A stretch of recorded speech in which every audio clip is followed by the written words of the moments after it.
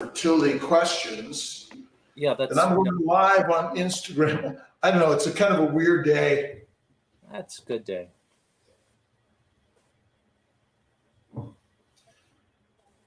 Hello, everyone. Dr. Rob Kiltz, how you doing?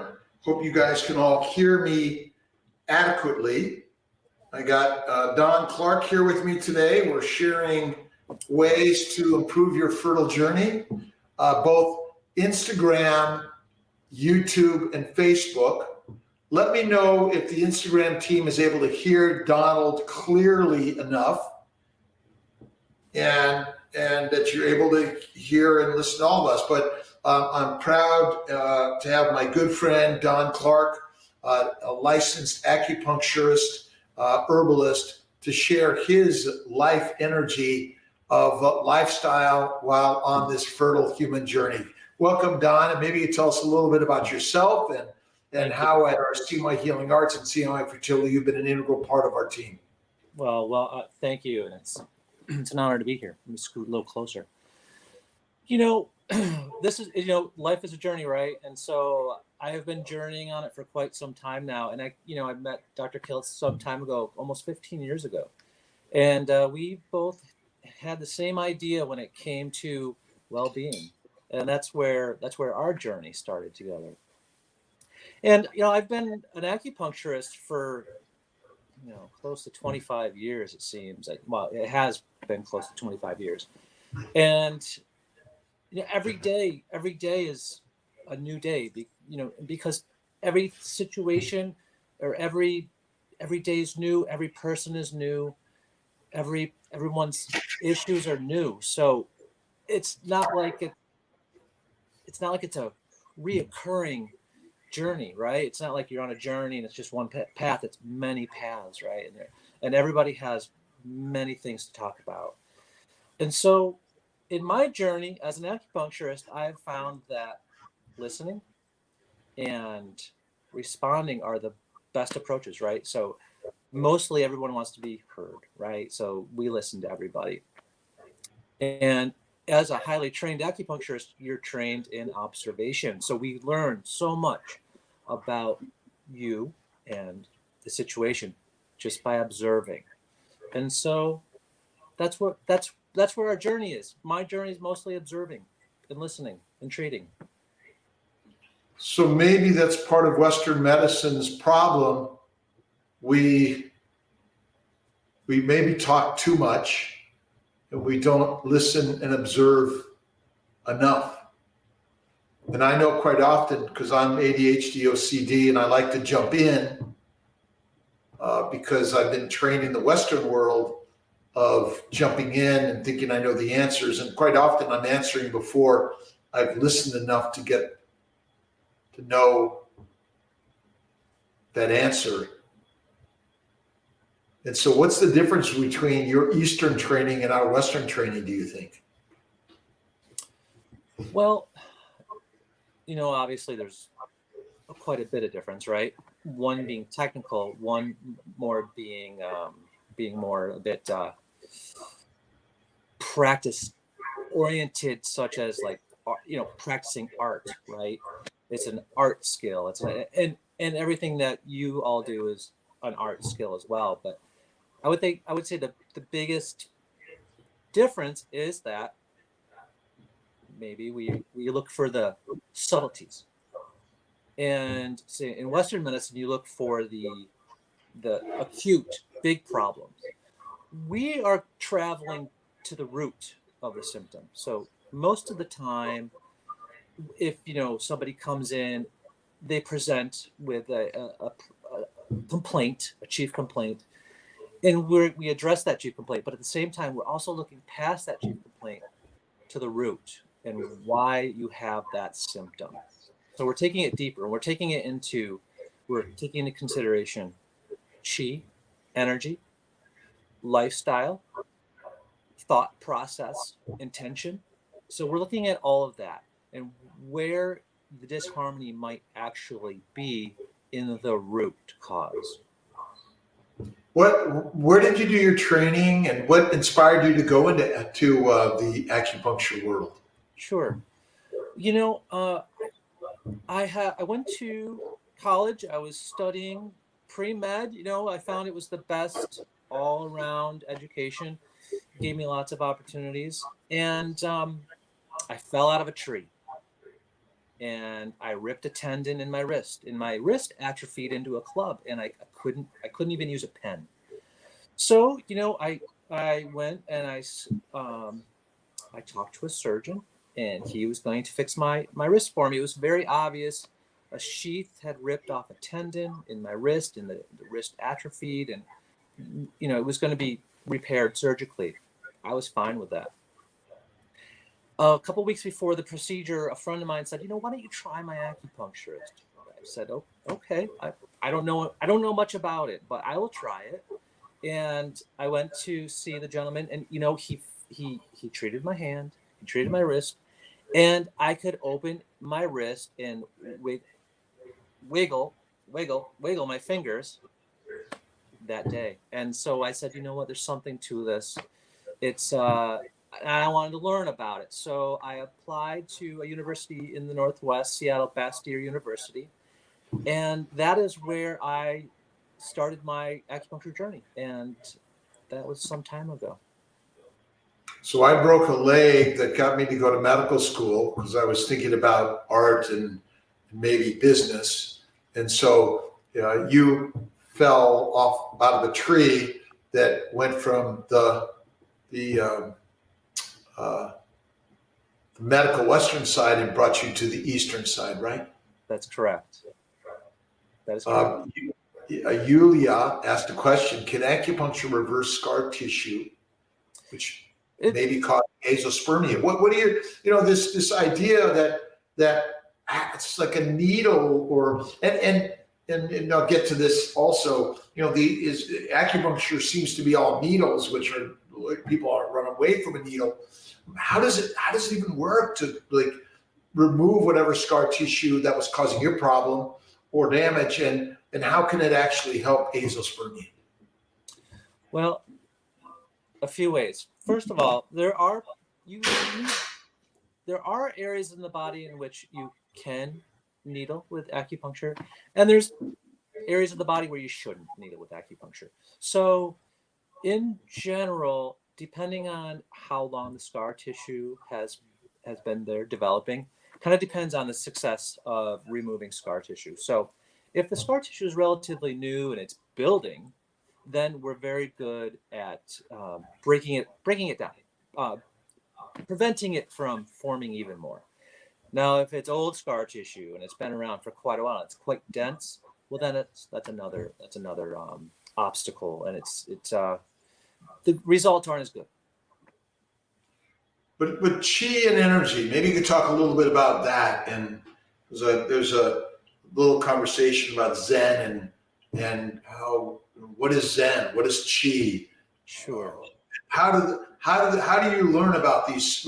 What do you learn is the core of these ideas?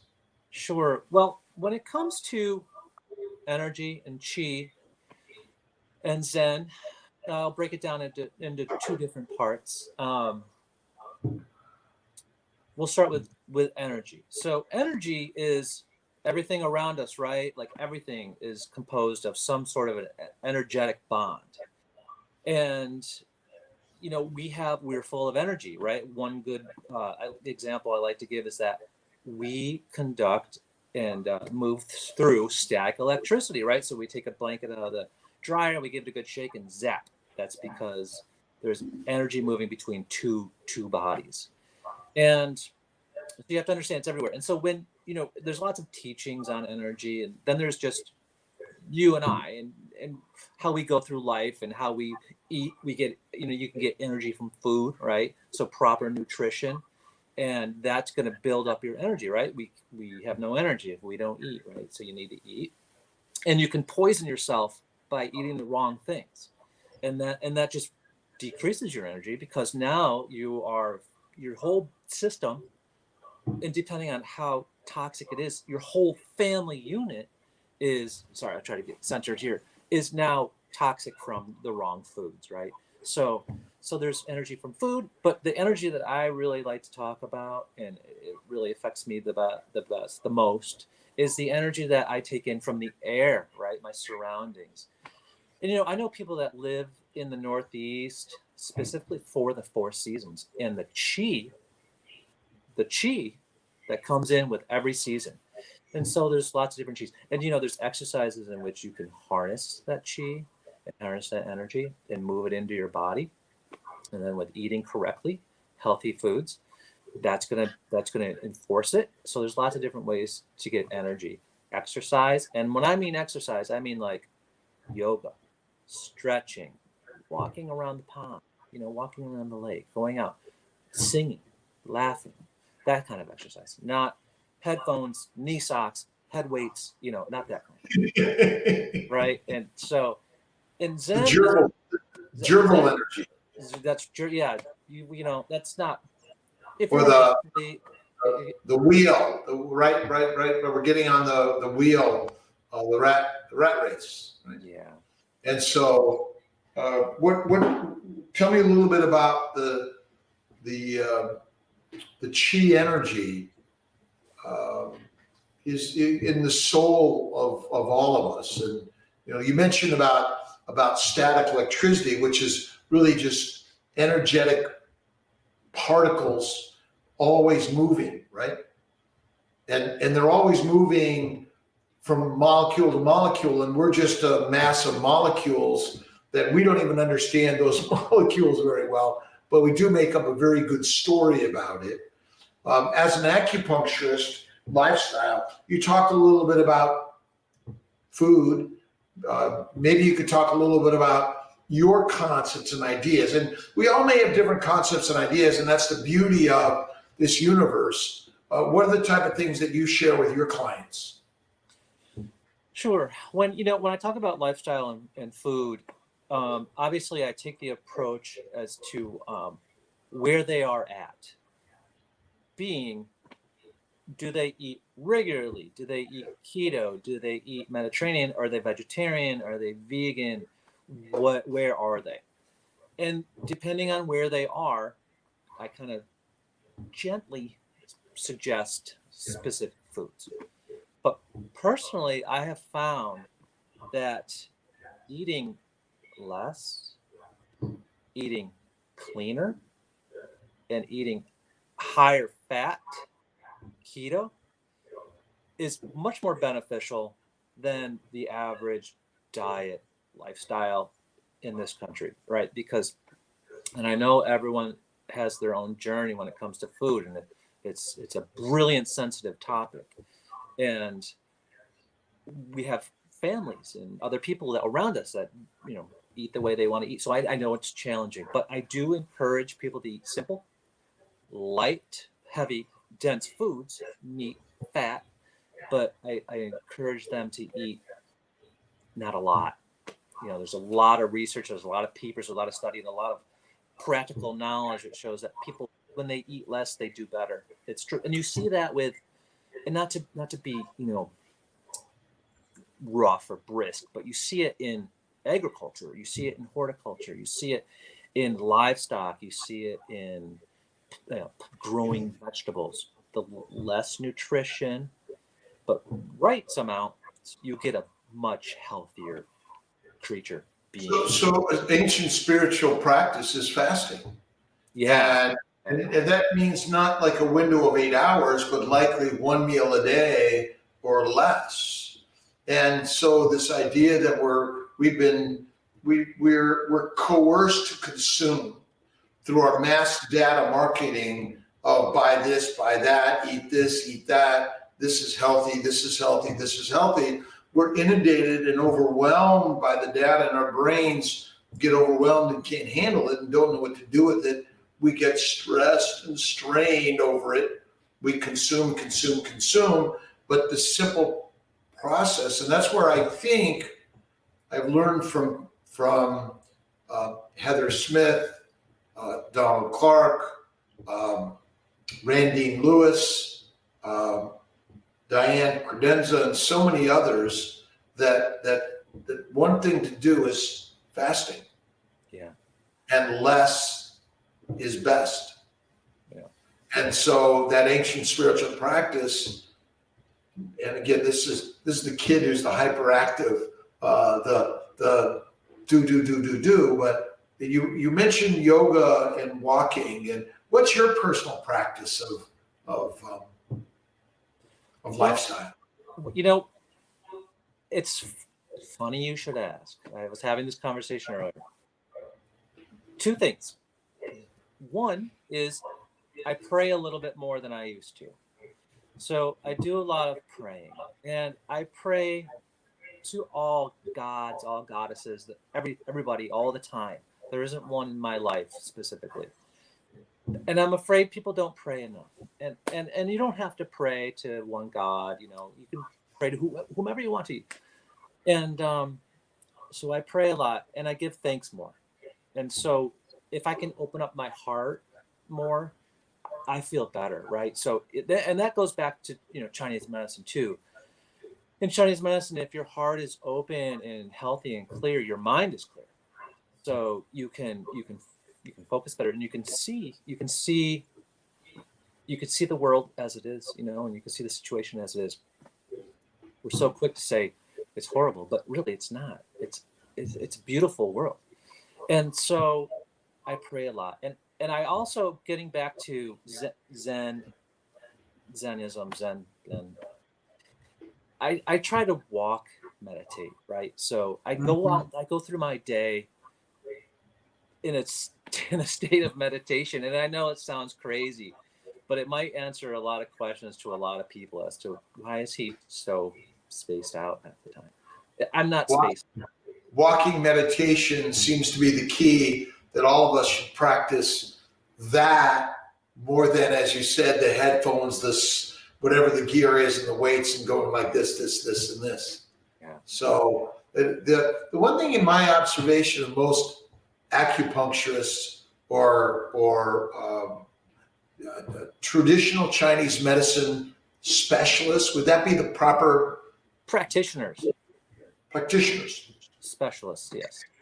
They seem to be much calmer than most of us Western practitioners. They do. Yeah, it's true. So there's an attractiveness to the mission, and the idea is to someone who is about. And since you started, when did you first become a licensed acupuncturist? 1998 and 99, right around in there. And so, what changes have you seen in the world of acceptance to the non-traditional ideas?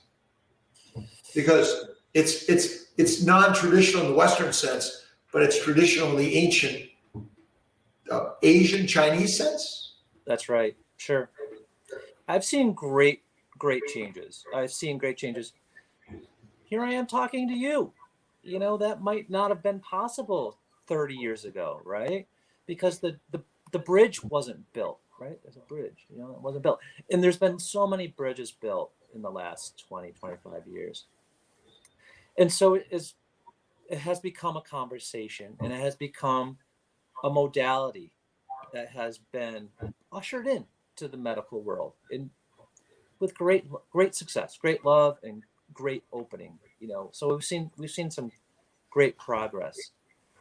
I will add, though, there's one thing that I would like to see more of, and I would like to see more money allocated to research. There's still today not a lot of in-depth studies, great in-depth studies in regards to Chinese medicine and yoga and other modalities.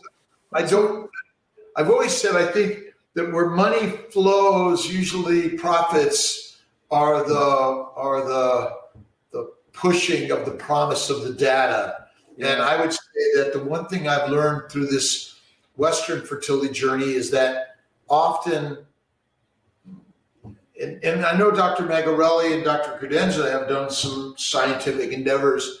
The challenge is with anything is to prove something. Yeah. Is our problem, that we often, you experienced it, right? It's experiential. Life is an experience that you must fail, you must stumble, you must hurt in order to grow and learn and create. Without those things, nothing wonderful really happens in life.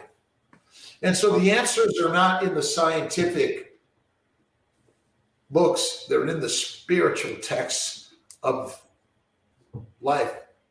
And that's kind of what I've learned in my melding of Eastern and Western medicine. They're actually not very different. And Dr. Faruqi and I were talking about spirituality and faith and listening to all these things. And the one thing I've learned and know why the Eastern traditional Chinese practitioners, they're so calm, they're so kind, they're so listening. And I know for myself, when I was going through stress and struggles emotionally, even physically and financially, my acupuncturist, my massage therapist, my yoga, and my good friends, Craig Comforty and more, shared with me ideas that were outside of the Western box that helped me more than anything. Because that's why we have these conversations, is because we're learning in the conversation more than we are strictly in the scientific endeavor, right? 100%. Absolutely. Sonia Bojanowski, if you can only afford acupuncture 1 or 2 times, maybe per month, or is it better before egg retrieval and after, or before and after transfer? What are your thoughts on that? That's a good question. Well, Sonia, that's a very good question. And again, it depends on you, right? It depends on how your lining is developing. It depends on how your stimming. It depends on how your follicles are developing. So it depends on if it's a frozen transfer, or so it depends on a few things, you know. And if you find that your stimming is a little slower, or you're very, very stressed out in this whole process, then acupuncture before the transfer before the day of the transfer, so before retrieval, is a good idea, right? We want to keep you calm. We want to keep those stress hormones low. We want to let you go into a deep, deep state of relaxation so that you metabolize the stress hormones back in and you're not producing them. So that's going to help. That's going to help your cycle. Now, if you're doing great, everything looks perfect, and you're relatively happy with everything, then on the day of the transfer, it's a good time to have acupuncture. I hope that helps. We do a lot of pre and post the day of the transfer. I mean, you can do acupuncture every day. It's like meditation, prayer, finding something that's worth it. But everything costs something, and physically, financially, emotionally, you have to find the thing that works for you. So individually, you might find that, hey, I can afford 1 or 2 acupunctures during the cycle. Pre and post transfers, probably the best way. We do also massage as an offering. Some people will do chiropractic or meditation and prayer. These are all things that we're finding are valuable. Which is the one? None of us really know that, but I would say that's it. And if you're working to get better eggs, as you said, then as your pre-stim, maybe for 1 to 3 months prior to stimulation, then maybe weekly during the stim. I know there are many others that might recommend more than that. But we're up to find what is sort of feeling right for you. The science is a little squirrely, and sometimes they call most of our science snake oil. We're selling something. How about acupuncture for men, improving sperm function, quality, and sometimes I always say we look at something and we say, oh, it looks normal. That doesn't mean it's not dysfunctional, right? That's right. So maybe you could communicate about men. Sure. Men our fertility issues are as prevalent, I want to say, or as common as women. So we kind of take on our fertility a little different. We keep our stuff inside, right? And that's our downfall. We don't talk about it. We don't open up about it, and so it affects our organ systems a little bit different. Our liver organ systems, for to be exact. And though when I say our liver organ systems, I mean it strictly energetically. We can still have very healthy organ systems, but I'm talking energetically. And so if we start to get sluggish chi, sluggish energy, blood that's starting to slow down, we aren't going to get the blood flow that we need to create healthy sperm cells, right? So we need to make sure we keep our chi and keep our blood stagnation from becoming a problem.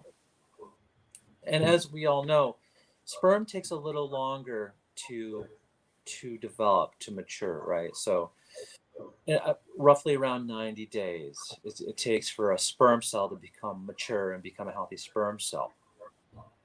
And so there's supplements that you can take, right? I tell my patients to take a lot of zinc, and that can help build sperm cell structure, right? And also this is strictly Chinese medicine. You want to have a healthy environment for your sperm cells, right? So you want a lot of seminal emission, right? So you want to have a lot of seminal emission. One thing that can build fluid very rapidly and very quickly is corn, right? Sweet corn, fresh corn, frozen corn, the corn juice, in a can of corn. The essence of the corn is going to build fluid. So, it's not all about the sperm cell itself. As far as Chinese medicine goes, you need to have a healthy environment as well. So we need to keep that in mind also. And so proper nutrition, right? Proper lifestyles, more importantly, do the obvious, right? You want to keep the testes cool. You don't want the testes bunched up or hot. You don't want to be training for a triathlon. You don't want to be spending a lot of time on a bike, right? You don't want to be spending a lot of time in a pool. You don't want to be spending a lot of time in a jacuzzi or a hot water. So you want to keep the environment for the sperm as healthy as you possibly can, the sperm cells and the testes. But at the same time, you want to increase the blood flow. You want to increase the moving of the chi, as well as proper nutrition, right? You want to avoid all the pitfalls, drugs, alcohol, smoking. You want to avoid all that as well, and that's the best thing you can do. So I would say keep it cooler, stay out of the hot tub, the sauna, slow down, get rid of, stop the exercise, biking, and heating up the body. It's that one meal a day, because the more you fill up the bowels, you fill up the inflammation of the colon. And, I always say, as you say, that it's a high fat. You mentioned keto, essentially high fat. And the supplements, the zinc, the molecular fertility male supplements we talk a lot about. Something for the guys that might be reasonable to try. Is this the one? There are lots out there. I'm not saying this is the one.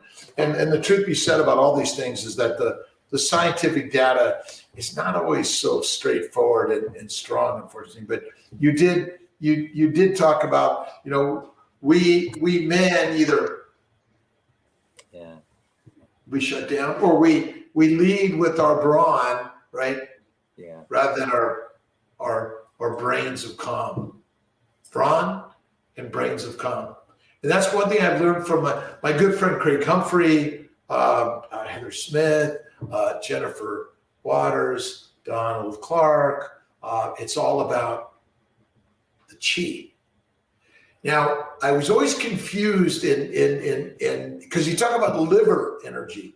And we're used to organ systems in Western medicine, but when you talk about liver energy, you're not even talking about an organ. Tell me what you're talking about when you talk about liver energy.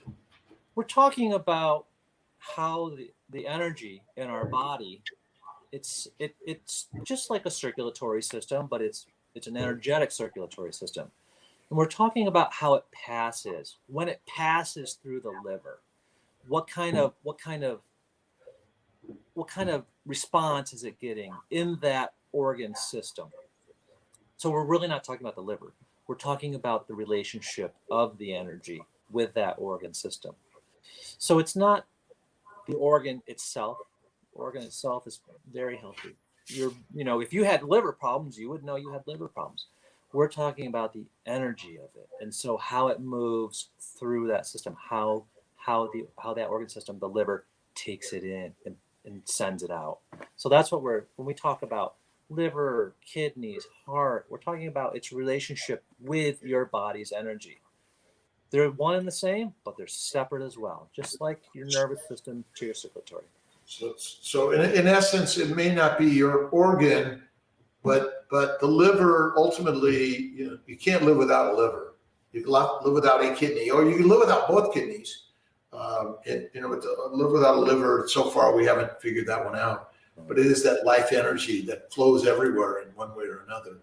And do you have any particular stories of patients who have come to you and success has unfolded through the Eastern path? I do.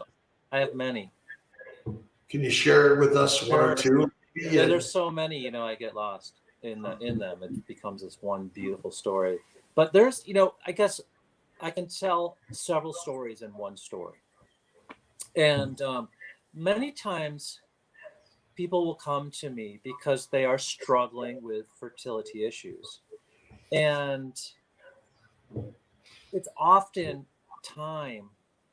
something very simple that we're just not used to. We're not taught to look to, or we're not taught to listen to our bodies, or we're so busy that we can't take time to shut down and listen to ourselves.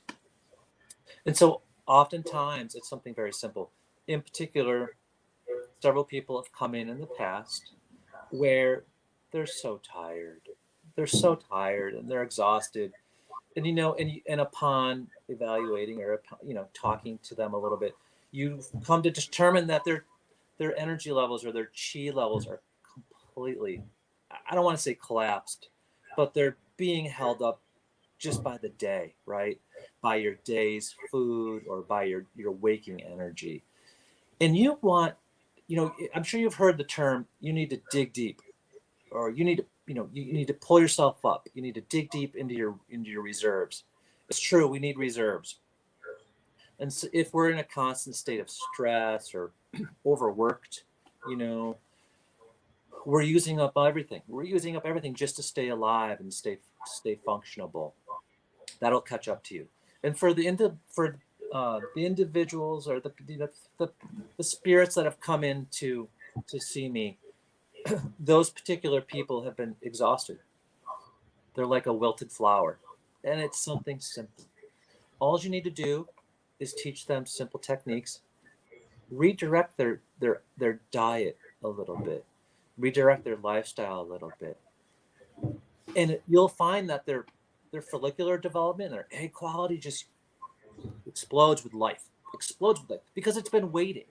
It's been there the whole time, and it's just been waiting for the right ingredients. And so I have many stories. I have many stories where men and women come in exhausted.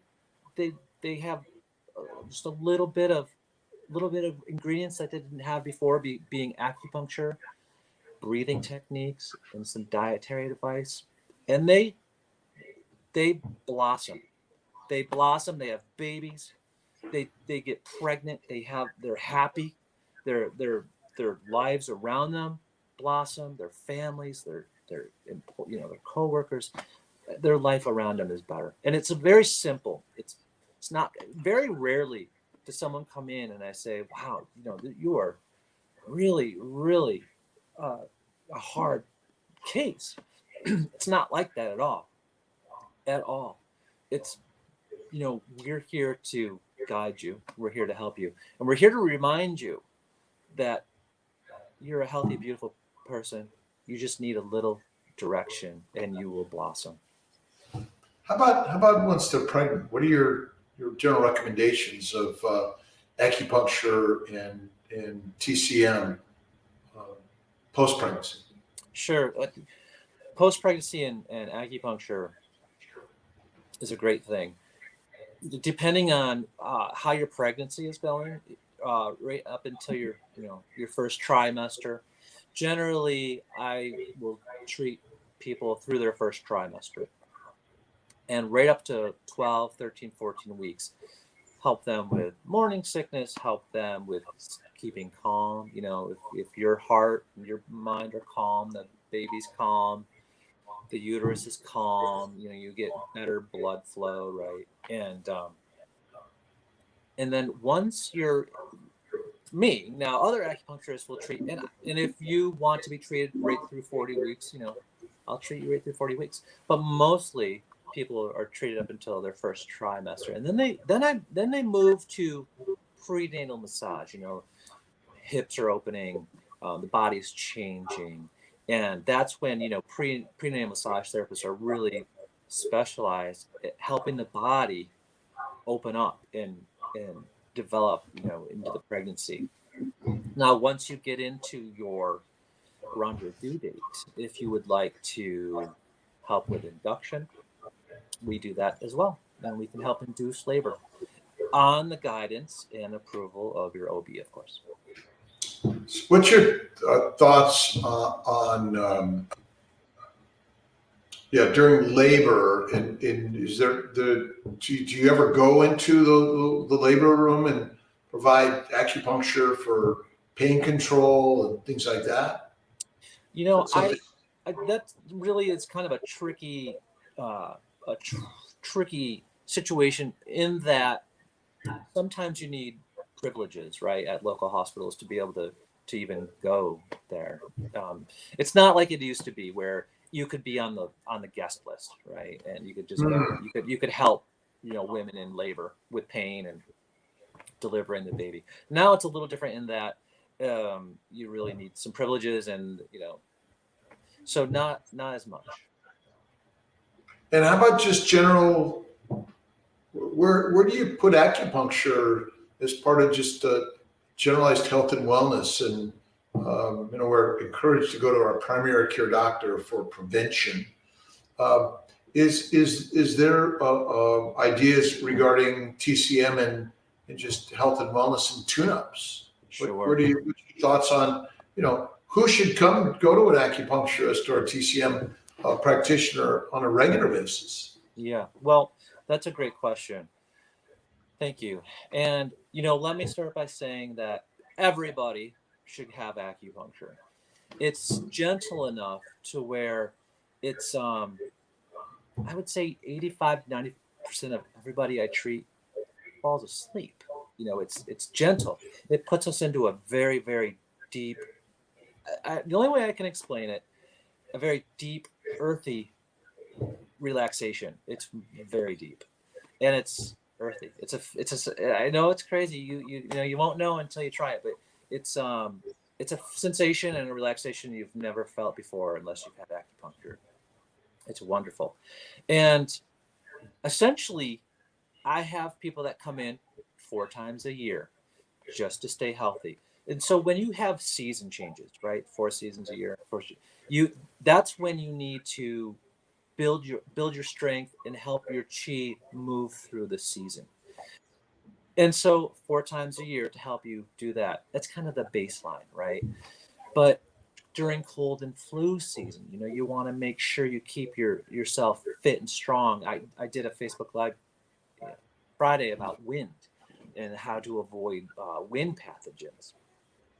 So, if you're struggling, what was that? wind pathogens. And Wind pathogens. Got it. Okay, sorry.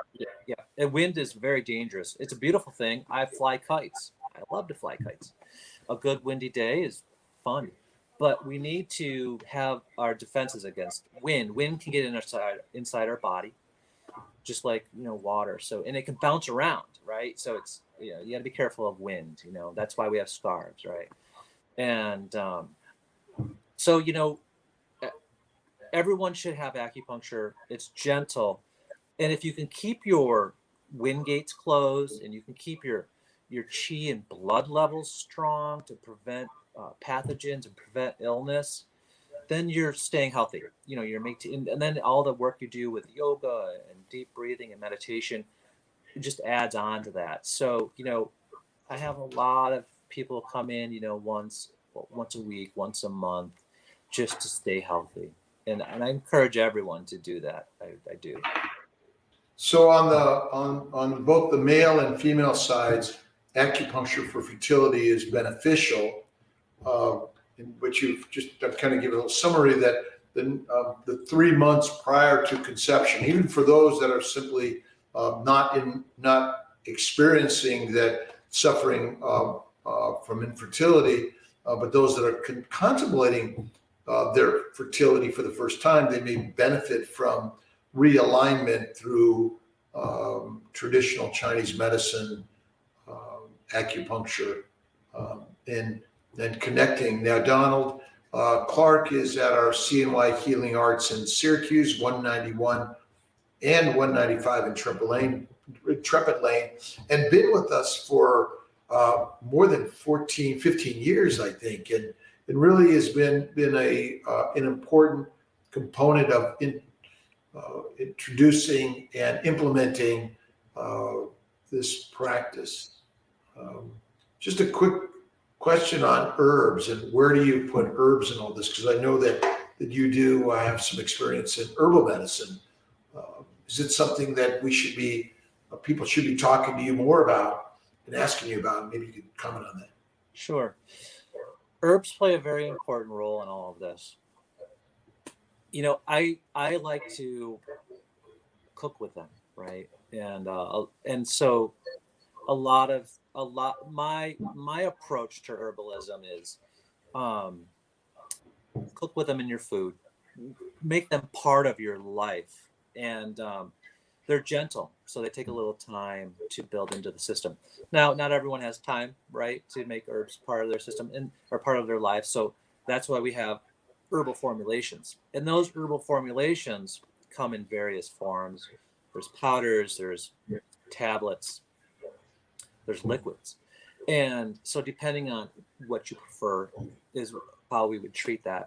And what we think you need herbs for, what you think you need herbs for, and what maybe I think you need herbs for could be completely different. So upon pretty thorough consultation or conversation on why you would have herbs, depends on how we would approach that. And we do herbs. And herbs are medicines, so you want to make sure you talk to someone like Donald to get the best advice on which herbs to utilize. So just thank you to you, Donald, to Yulia, Sonia, Mamie for joining us, and all those on Allison, Mrs. Venisam, Annie, Pokies, Fashion. I didn't even get a chance to say hello and gratitude to everyone. This is kind of interesting Sunday when I'm doing 3 Fertile Fireside Chat conversations with Kiltz and Don Clark, and I'm going to be doing a Circle and Bloom at noon Eastern time today on our Facebook and YouTube, I think. But Donald, thank you so much. Thank you.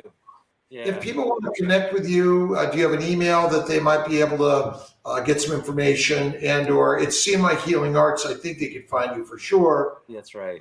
Yeah. It's D Clark with an E, CLARKE at CNY Healing Arts. And please, on Wednesdays I do phone consultations, and so get on the schedule for a phone conversation, and we can talk directly, or email me, and I'd be happy to. Are you doing a live weekly right now, or is from time to time? How are you? Oh, I'm sorry. Yeah, on Fridays at 2:30, give or take a 20 minutes. I'm talking about topics within Chinese medicine and fertility and life. Okay, so join Donald and check him out at D Clark with an E at CNY Healing Arts. cmyhealingarts.com, and live Friday, 2:30 on the CMI Healing Arts website. So God bless, and thank you, Don. Thank you. For joining us. My gratitude to you always, and to everyone. Thank Bye, you. everybody. God bless. And always light up that beautiful journey of life with the spirituality. God bless. Good night. Thank you. Bye-bye.